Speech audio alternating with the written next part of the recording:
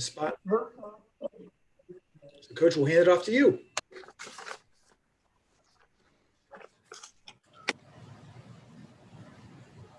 Everybody hear me here? Yep. All right. Week 6. We've had a great week of practice. Continue to love the attitude of this football team.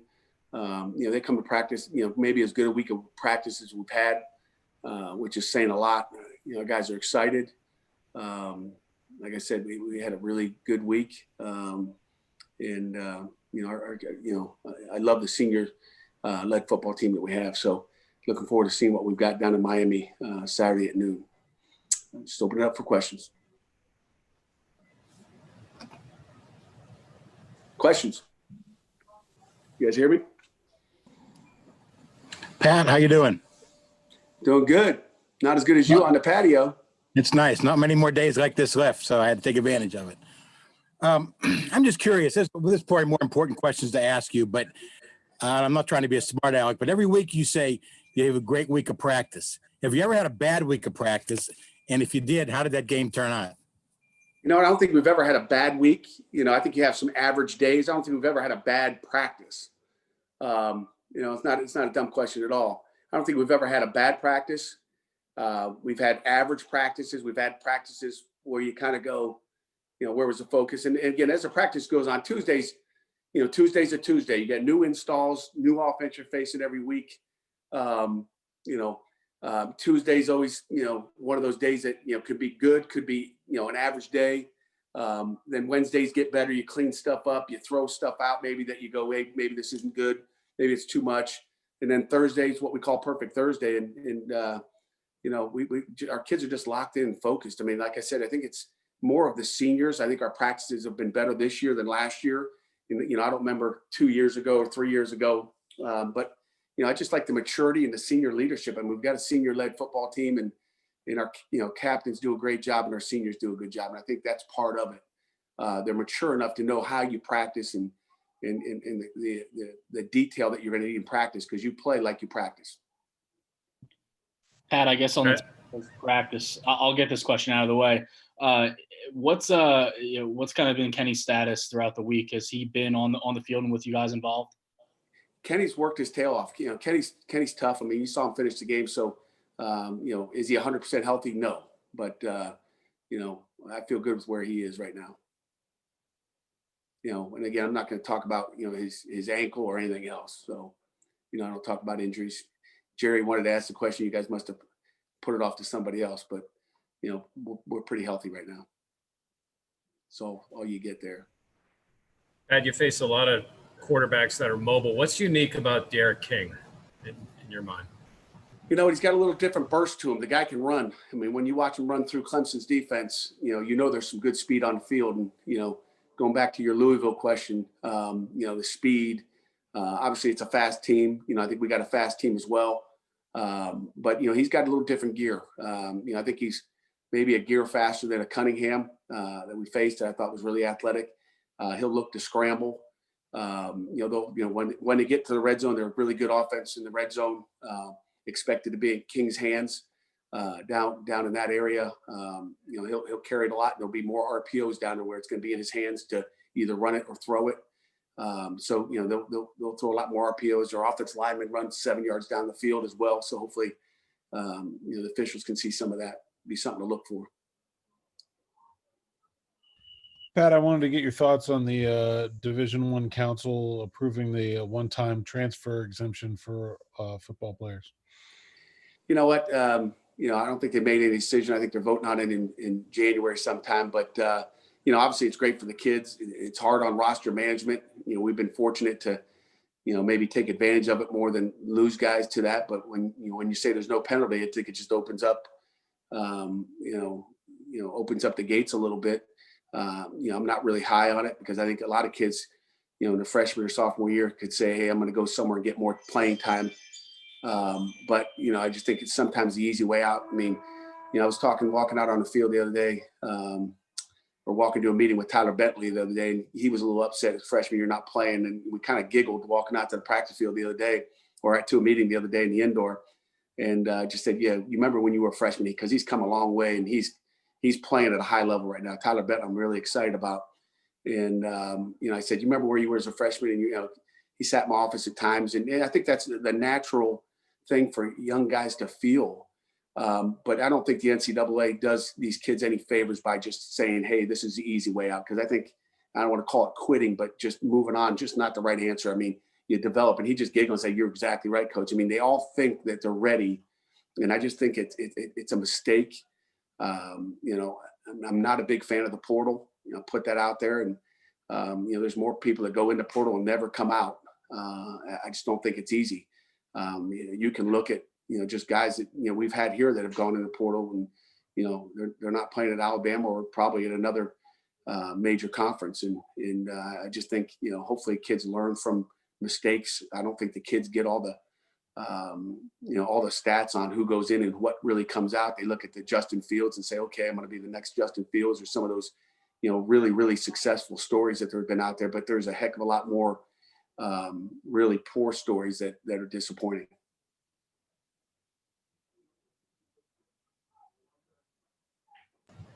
We were talking with Patrick Jones the other day, and he was saying how he likes to sneak a peek at watching TJ Watt and Bud Dupree.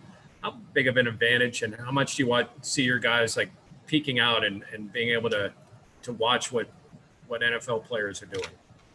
It's awesome. As I, get distracted as I'm talking to you. I mean, as good looking as you guys all are. I mean, I'm sitting out there. It's tempting. I'm watching Craig Hayward, going through some bags as I walked off the field. And obviously I'm busy and I've probably spent less time out there, but, I look out there and see, people out there watching and our kids will sit down on the bench and watch those guys. I think it's a, is it an advantage? I don't know, but just to be able to watch, some of the best, at their trade, play the game, practice the game, see the tempo. Again, I don't know if I'd call it an advantage, but it's certainly something that you can look at and it can help pick your game up a little bit, maybe. Pat, if I'm not mistaken, Boston College played a lot of zone against your offense. And I was wondering if maybe in the Miami's a man-to-man team, you might see more zone this week than you expected to see from Miami in previous years. You know what? I don't know, Jerry. I mean, wish I did know. Then you maybe change some things up. But they're going to mix it up. They're not going to play all zone. They're not going to play all man. They're going to do a little bit of both, like Boston College did. I mean, Boston College played quite a bit man too. Especially when you get down in the red zone. So we'll see. We'll see what they do. But we expect both. We practice both. We try to get the looks of what we think they might do. We've worked a lot of twist game up inside. In the past, they've done a lot of that to us. They didn't do as much last year. So, one year you see this, the next year you see something different. People try to change up what they like to do, but they're talented and they've done a nice job of wherever they're in. Pat, obviously the announcement today that you guys will have some fans in the seats next weekend. Obviously, you guys are focused on Miami, but just being able to get that done and have some fans in there for the Notre Dame game and the Virginia Tech game. Kind of just what are your thoughts on that? We're a week away. Is that my phone or your phone, guys? My phone's never on. Must have clicked on if it is.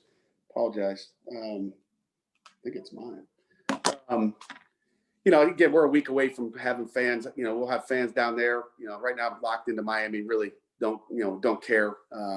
We got 2 home games left. Our kids, I know, were disappointed not to have them out a couple weeks ago, and then 3 days later, we're allowed to have them. So we'll just deal with what we have right now. And worried about the crowd and some of the pumped in music that we'll have down there. Just hope it goes both ways as far as the sound when we're on offense and they're on offense. I'm worried about just Miami right now.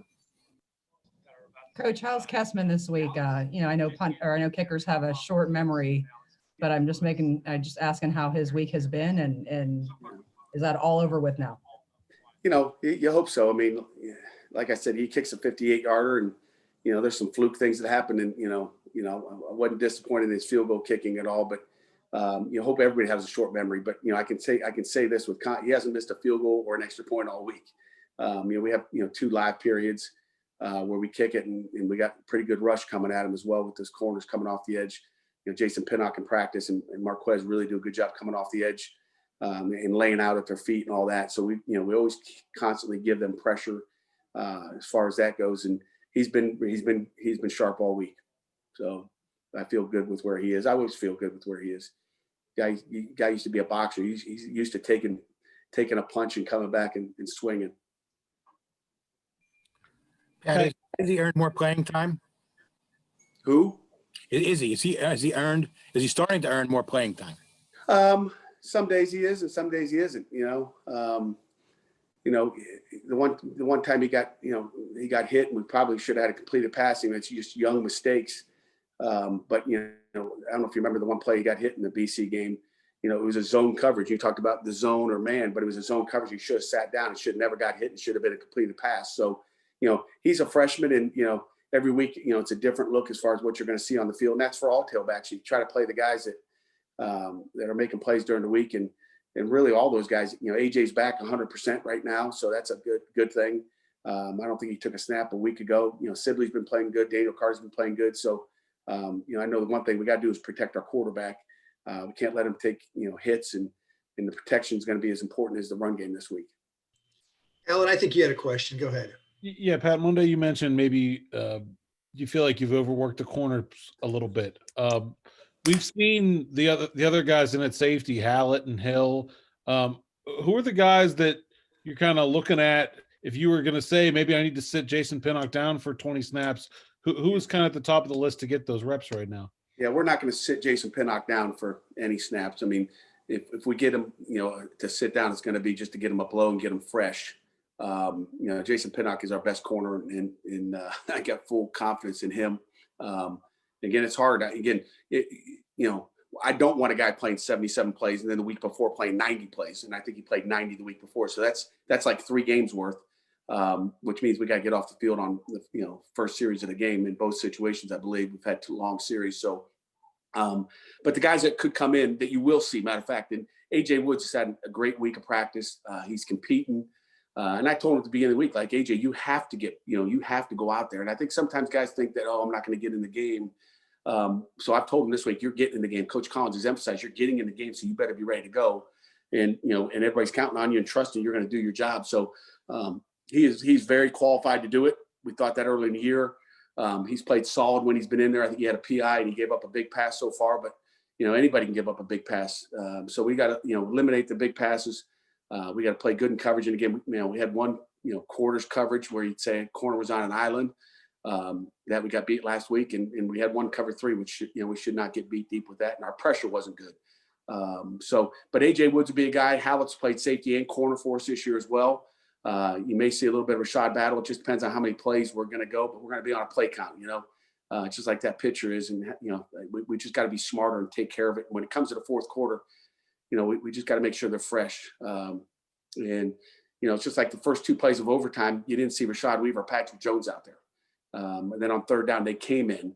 But, those guys aren't effective playing 77 plays either. So we just got to be smart with those guys, and they need a little bit of a blow. We just can't put them out there, even though, we trust them to be out there, and you hope they can play 90 plays every game.